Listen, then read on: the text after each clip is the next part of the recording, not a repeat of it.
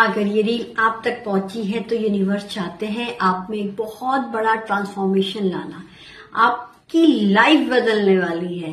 ये रील तक पहुंचना ना एक बहुत बड़ा चेंज आ रहा है आपके जीवन में और वो यूनिवर्स लाएंगे। देखते हैं उस चेंज का आपको क्या बेनिफिट मिलने जा रहा है। एक्सेप्ट, चीजों को एक्सेप्ट करना सीख गए हो, भाग नहीं रहे हो, चाहे वो पर्सन हो, कुछ भी हो, आप किसी भी चीज के पीछे भाग नहीं रहे हो। पेशेंस आ गया है, हाँ, कि चीजें मेरी हो जाएंगी, समय के साथ हो जाएंगी।